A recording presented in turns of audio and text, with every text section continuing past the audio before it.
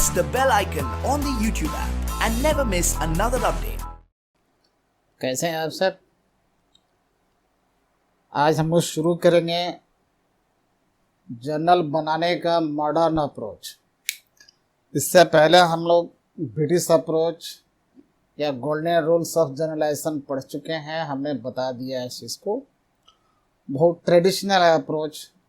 और एक हम आज बात करेंगे मॉडर्न अप्रोच पे।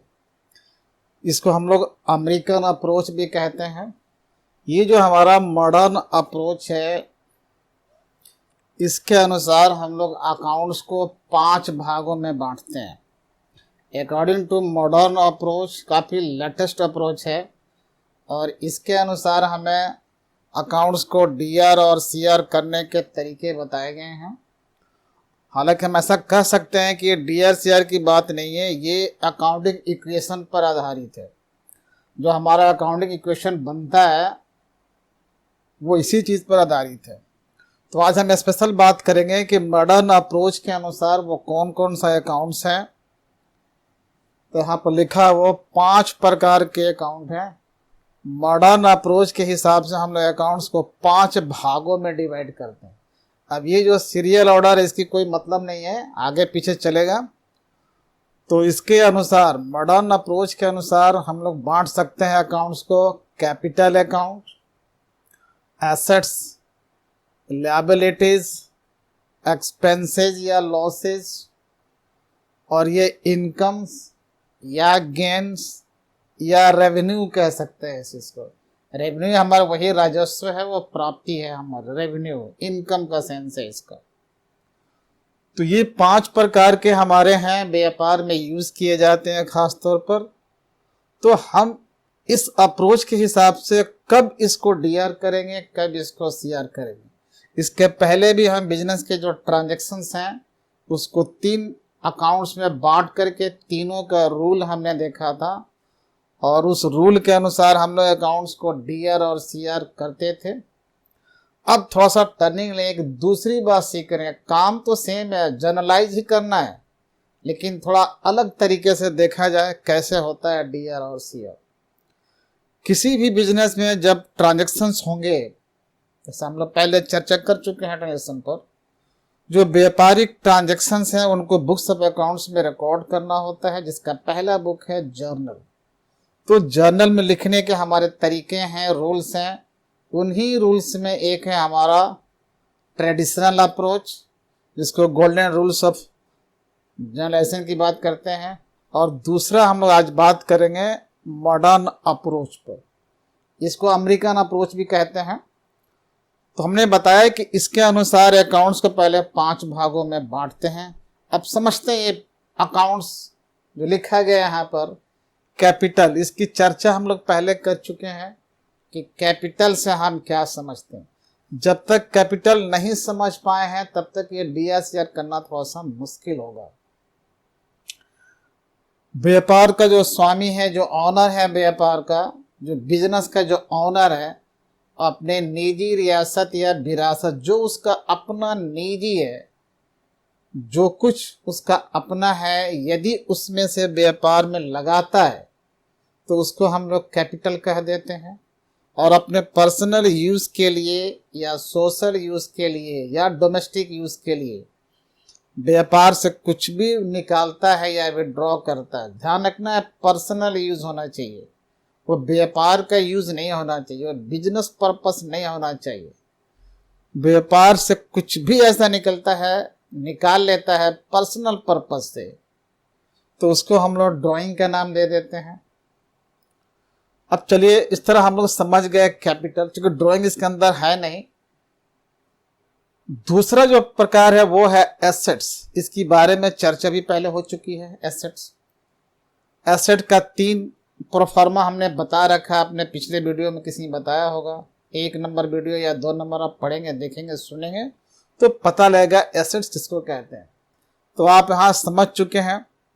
उसी प्रकार ये लायबिलिटीज है, ये बिजनेस के ऊपर या व्यापार के ऊपर ये देयता है, ये ड्यूज है, जो ऑब्लिगेशन है बिजनेस के ऊपर आउटसाइडर के अगेंस्ट, यानी ऐसे ऑब्लिगेशन है जो बिजनेस द्वारा आउटसाइडर को चुकाया जाना है फ्यूचर में, तो उसको हम लोग लायबिलिटीज कह देते हैं। अब किसी को भी चुकाया जाना हो लेकिन वो बिजनेस के नाम पर है, बिजनेस के द्वारा आउटसाइडर्स को चुकाया जाएगा, वो लायबिलिटी है। एक्सपेंस या लॉसेस कह लें, ये एक्सपेंस पहले हम लोग बात कर चुके हैं। कोई भी ऐसा पेमेंट करते हैं जो वापस नहीं मिलेगा, एक्सपेंस कह सकते हैं उसको, या फिर आप लॉस कह सकते हैं। जो भी आप पेमेंट कर रहे हैं, ध्यान रखना क्यों पेमेंट कर रहे हैं।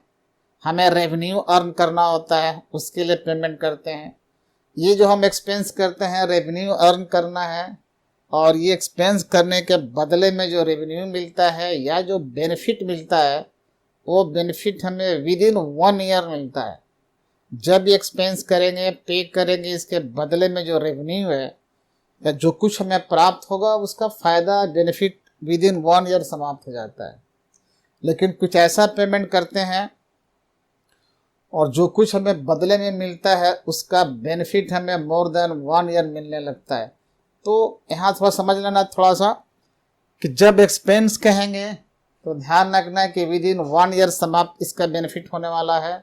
और नॉर्मली ये हमने एक्सपेंस किया है रेवेन्यू अर्न करने के लिए, जैसे माल बेचना है, रिपेयरिंग कराना है, सैलरी देना है, तो ये सब के सब एक्सपेंस कहेंगे। और यदि हमने कोई एसेट ले लिया है तो पेमेंट किया होगा, तो उसको हम लोग बजाय एक्सपेंस कहने के एक्सपेंडिचर वर्ड यूज़ कर सकते हैं। यानी जब एक्सपेंडिचर यूज वर्ड करेंगे, ध्यान रखना है कि इसका जो बेनिफिट है हमें मिलेगा, लेकिन विद इन 1 ईयर नहीं, कई वर्षों तक मिलता रहेगा इसका बेनिफिट। नॉर्मली कह सकते हैं कि एसेट के लिए ऐसा होता है। तो एसेट भी हम समझ चुके हैं, लायबिलिटी भी समझ चुके हैं, एक्सपेंस लॉस समझ में बात आ रही है। और ये हमारे इनकम्स हैं, व्यापार के, बिजनेस की इनकम कह लें या फिर गेंस कह लें, प्रॉफिट या रेवेन्यू कर लें। सेल्स हमारे लिए क्या है? सेल्स हमारे लिए एक प्रकार का रेवेन्यू है। अगर कमीशन रिसीव करते हैं, डिस्काउंट रिसीव करते हैं, सब के सब रेवेन्यू है। ये रेवेन्यू हमें प्राप्त होते हैं, मिलते हैं माल के बदले, गुड्स के बदले या सेवाओं के बदले। सर्विस जो हम प्रोवाइड करते हैं किसी को, उसके बदले में हमें ये प्राप्ति या रिसिप्ट होते हैं, उसको हम लोग रेवेन्यू कह सकते हैं। तो अगर सीधा सीधे बात कहें, इनकम हमारे लिए है ये। तो मॉडर्न अप्रोच के हिसाब से हमने अकाउंट्स को इसे 5 भागों में डिवाइड कर दिया है, और जो भी हमारे लेन देन होंगे, ट्रांजैक्शन होंगे, इन्हीं 5 में से किसी न किसी कैटेगरी में आते हैं। तो जैसे वो समझ में आ जाए कि इनमें से कौन सा है वो, तो उसके अनुसार हम लोग डीआर और सीआर करेंगे। कैसे करेंगे डीआर सीआर? जब ट्रांजैक्शन होगा, व्यापार में जब लेन देन हम लोग करेंगे, तो ये 5 पर इसका असर पड़ेगा। इन 5 में से किसी न किसी पर इफेक्ट पड़ेगा। तो इफेक्ट कौन सा पड़ेगा? या तो वो इंक्रीज करेगा, बढ़ेगा व्यापार में, या फिर व्यापार में से घटेगा। या तो व्यापार में वो आइटम इंक्रीज करेगा या फिर व्यापार में वो आइटम डिक्रीज करेगा। ये ध्यान रखना है। हम जब जब बैंक में जमा करते हैं तो ये एक ट्रांजेक्शन है। तो जब बैंक में जमा करेंगे तो कैश एक अकाउंट है, ये क्या होगा? घटेगा। और बैंक बैलेंस हमारा वो एसेट है, वो क्या होगा? बढ़ेगा। जब जब हम सैलरी किसी को पे करेंगे, एक्सपेंस चुकाएंगे, तो एक्सपेंस है, सैलरी एक्सपेंस है, तो वो एक्सपेंस बढ़ेगा। और पेमेंट के रूप में जो कैश जा रहा है वो एसेट है, वो घटेगा। तो इस तरह से घटना बढ़ना यानी इंक्रीज करना या डिक्रीज करना। तो जब ये 5 में से देखेंगे कौन इंक्रीज कर रहा है, कौन डिक्रीज कर रहा है, उसके बेसिस पर हमें डेबिट और क्रेडिट करना है। तो सीधा यहाँ रूल लिख दिया है, सामने बोर्ड पर दिखाई पड़ रहा होगा। अगर कैपिटल व्यापार में डिक्रीज करता है, घटेगा कब? जब मालिक उसको निकालेगा। अगर कैपिटल हमारे व्यापार में डिक्रीज करता है तो कैपिटल अकाउंट को हम लोग डेबिट करेंगे, डीआर करेंगे। सीधी सी बात है। कहीं ये कैपिटल हमारे व्यापार में बढ़ रहा है, इंक्रीज कर रहा, अगर वो कैपिटल बिजनेस में इंक्रीज करेगा, बढ़ेगा, तो उस कैपिटल को हम लोग क्रेडिट कर देंगे। तो कैसे होगा? जब वो कैश लेके आएगा, व्यापार का जो ओनर है वो कैश इंट्रोड्यूस करेगा बिजनेस में, तो कैश भी बढ़ेगा और कैपिटल भी बढ़ेगा, तो कैश तो आ जाएगा एसेट की कैटेगरी में, और कैपिटल है जो इंक्रीज कर रहा। तो इस इंक्रीज और डिक्रीज के बेसिस पर हमें डीआर और सीआर करना है। दूसरा लिखा है एसेट अकाउंट। हम सब जानते हैं, पहचानते हैं एसेट कौन कौन है बिजनेस में। यदि बिजनेस में एसेट इंक्रीज करता है, अगर इंक्रीज करता है बढ़ेगा, बार बार अंदर आएगा एसेट तो बढ़ेगा। अब फर्नीचर 10,000 का फर्नीचर अभी लिए हैं तो फर्नीचर तो बढ़ गया, एक महीना बाद फिर 20,000 का फर्नीचर और खरीद लिए तो फर्नीचर फिर बढ़ गया। तो कोई भी एसेट जब बिजनेस में बढ़ेगा, इंक्रीज करेगा, तो उस एसेट को हम लोग डेबिट कर देंगे, डीआर कर देंगे। किसी भी कारण से यदि वो एसेट बिजनेस में से घटेगा तो उस एसेट को हम लोग क्या कर देंगे, क्रेडिट कर देंगे। तो कह सकते हैं जब एसेट हमारा इंक्रीज करेगा तो डेबिट करेंगे और डिक्रीज करेगा तो क्रेडिट करेंगे। तो आप ये भी समझ गए चीज को, कोई भी एसेट, अब एसेट कौन कौन सा है, कैश है, प्लांट एंड मशीनरी है, फर्नीचर है, अलमीरा है, फैंस है, कंप्यूटर है, ये जो भी एसेट्स है हमारे पिछले वीडियो में पढ़ चुके होंगे या देखा होगा। उस पिछले वीडियो में पूरे एसेट्स के बारे में चर्चा है, आप सर्च मारिए एसेट्स, उसमें पूरे एसेट्स का विवरण दिया हुआ है, पहचान दी गई है। उस वीडियो के ध्यान से देखिए और एसेट को पूरा समझिए, काफ़ी यहाँ पर सहायता मिलेगी। अगला हमारा है लायबिलिटीज। बता चुके हैं लायबिलिटीज बिजनेस में कौन से ऑब्लिगेशंस होते हैं बिजनेस के ऊपर जो आउटसाइडर्स को चुकाया जाना है। यदि वो बिजनेस में लायबिलिटीज डिक्रीज करे, यानी वो घटेगा कब, जब उसको चुकाएंगे तो घटेगा।